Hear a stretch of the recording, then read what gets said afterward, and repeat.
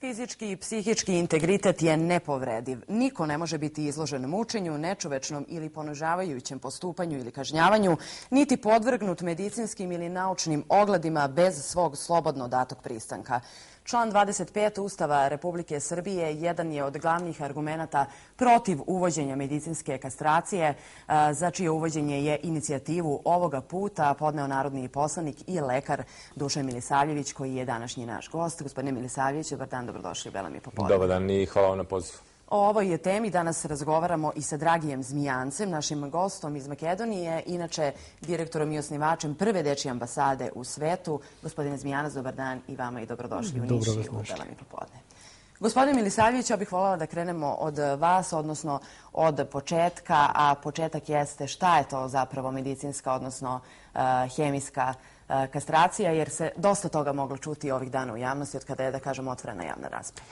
Pa, moja namera je bila da otvorim debatu na ovaj veliki problem koji postoji u srpskom društvu. Svakog meseca smo zgranuti jezivim slikama sa naslovnih strana različitih medija gde vidimo da su deca žrtve seksualnog nasilja, gde su deca žrtve ljudi koji su počinili najstrašnije zločine, to je seksualni nasilje nad tom decom i nakon toga u mnogim slučajevima čak i ubistvo. Tako da vaša najava mi nije baš mnogo jasna. Ustav garantuje prava svih naših građana i ja se upravo za prava te male dece i tih naših sugrađana i borim. Ja ću vam reći da u Ustavu Republike Srbije stoji da je Kosovo autonomna pokrajina, pa nemojte, molim vas, da ne... To znači, kad je već jedan prekršen, možemo da kršiti svaki put. Ja vas molim samo da se ne držimo kao pijan plota nekih stvari. Ja poštujem državu, poštujem Ustav, poštujem zakone, ali sam svesno isprovocirao i otvorio jednu debatu na ovu temu. Ja ne kažem da je moj predlog najsjajniji, ali ja mislim da je vrlo dobar. Ali sam želeo da čujem i suprotna mišljenja. Sem tog vašeg čitanja Ustava, pa da li je po tom Ustavu dozvoljeno da se ti pedofili svakog meseca iživljavaju na našom decom? Nije. Taj Ustav garantuje prava naših građana na slobodu, prava na život, prava na privatnost te dece i te porodice. Volela bih da mi kao lekar objasnite da li je medicinska kastracija, da li po vašem mišljenju medicinska kastracija predstavlja kršenje ovog člana Ustava, odnosno da li narušava fizički i psihički integritet osobe, pod uslovom naravno da nije na dobrovoljnoj bazi, odnosno da je bez pristanka osobe. Ja mislim da je već puno toga rečeno. Ja želim da čujem kontraargumente tih velikih zaštitnika prava građana. Ja ne znam kako već da ih nazovem. Oni kažu, ako uvedemo sada medicinsku kastraciju, šta će nas sprečiti buduće zakonodavce da se protiv višestrukih ubica, da se uvede lobotomija, elektrošokovi i tako dalje. Ja vidim da vi imate nameru da sami debatujete, tako da, evo, možda bolje gosta da pitate... Ja vam samo prenosim argumente drugih... Ne, apsolutno, to nisu adekvatni argumenti. Mislim da više od 90% građana razume o čemu ja pričam i da podržava da se konačno uvede red u ovu problematiku. Ovo nije skrnavljenje tela, ovo nije nikakav zločin. Vama je jasno da ja ne iznosim ovako sve stavove, već iznosim kontraargumente onih koji imaju drugačije mišljenje. Dobro, evo, izvolite, imate vas. Gospodine Zmijanac, Makedonija je ove godine ispunila, da kažem, zahteve vaše organizacije, odnosno organizacije na čijem ste čelu. Između ostalog jeste uvođenje medicinske kastracije, ali za pedofile, a u slučaju silovanja za povratnike, je li tako? Da. Ovako, mi već radimo 23 godina da pokrenemo javno mišljenje koliko je bitno da društvo vodi brigu o deci. I da deca su nam primat, zato što i Republika Makedonija i Republika Srbija su ratifikovali konvenciju prava djece i obavezni su da zaštite decu od svih zloupotreba, nasilja i silovanja. Pedofili su nepopravljivi, oni su recidivisti u 70% i oni ne mogu da vode brigu o sebi, a još najmanje o deci. I to nas je pokrenulo i zapalio crveno svetlo alarm kako da mi, Zakonodavni dom Skupština, pokrenemo da naprave neke poteze koji će da deluju ne samo represivno, čak i preventivno. Prva naša akcija je vlada na hitnu sednicu avgust 2008. godine povećala kazne koje su bili minimalne 3 do 8 godina na 10. Da, to je problem koji postoji i u Republici Srbiji. Onda se uspostavilo da ni te kazne nisu dovoljne i onda od mogućih 6 mera koji smo zagovarali, lobirali i zastupali, Skupština Republike Makedonije februara ove godine je prihvatila 5. I sve su praktično preventivne mere. Prva mera je minimum 15 godina kazna zatvora za ovo teško krivično delo koje ostavlja traumu za ceo život deteta, gde neka deca i godinama ćute zbog semene tradicije, zbog toga što silovatelj je poznanik deteta, da li je to komšija, rodbina, otac, ujak, čiča i tako dalje, u 95% su muškarci. Drugo je uveđena krivičnim zakonom 188 člen i doživotna kazna zatvora ako to delo je učinjeno na posebno brutalni način gde život je u pitanju deteta. Treće, da suočavanje sa osumnjičenim na glavni pretres sudija ne sme da dozvoli i da intervju treba da se vodi specijalne skrin sobe gde dete preko slika crteža, rad sa lutkama, stručna ekipa dokazuje da li je dete silovano ili ne i to da mu bude glavni argument sudiji, nikako da se suoči otac, čiča, ujak na glavni pretres. Peti je medikamentna ili hemijska kastracija gde se suzbija nagon ili libido pedofila da to ne uradi to delo kad je na slobodi, jer ako država to ne uvede, svako naredno delo mi tražimo doživotna kazna zatvor ili celosna izolacija.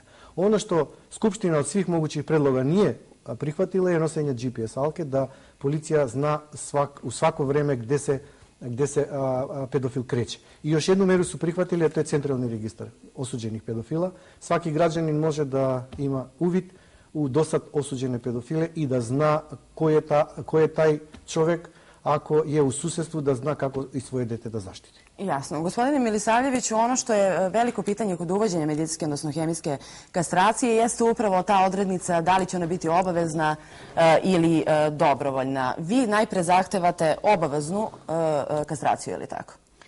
Pa i prva dečja ambasada iz Makedonije je inicirala da ta kastracija da bude obavezna. Ja nisam, ponavljam da meni nije želja da kažem da je moj predlog najbolji.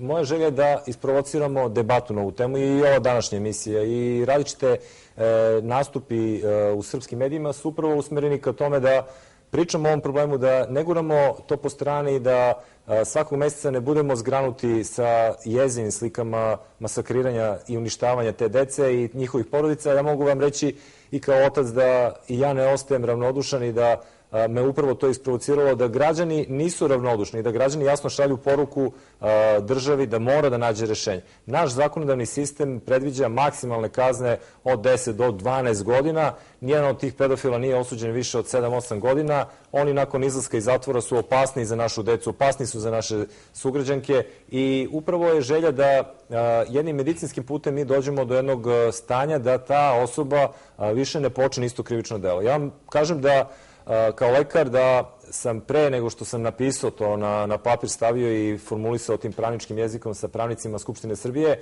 sam obavio razgovor sa direktorom urološke klinike profesorom Bašićem u Nišu, sa profesorom Radenkovićem endokrinologom i našli smo najbolje rešenje, najbolju šemu koja ne narušava zdravlje tog čoveka, tog pedofila, a ujedno ga leči. Tako da ideja je da se oni leče i da oni budu onemogućeni da izvrše isto krivično delo zbog kojeg su u zatvoru.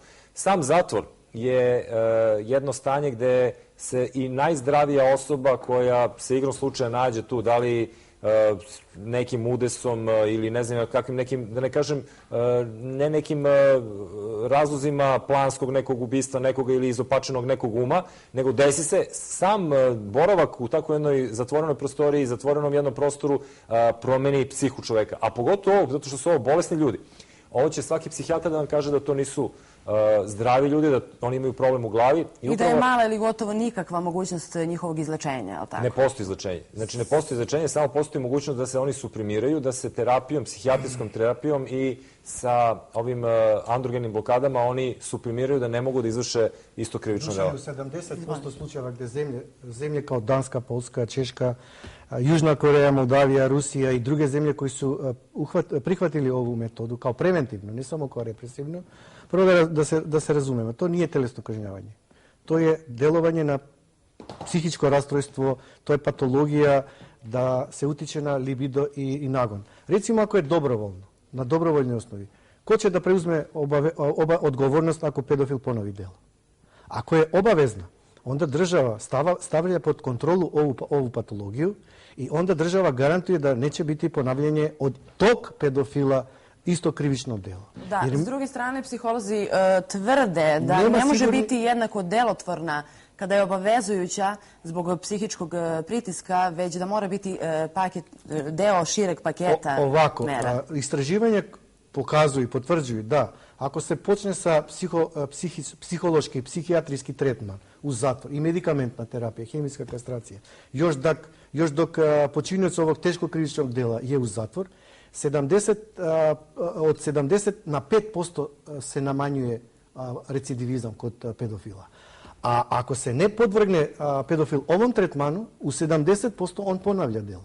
Zato ja pitam, ko će da odgovara ako se ne podvrgne pedofil na hemijsku kastraciju i on ponovi delo? Jer to treba neko da snosi odgovornost.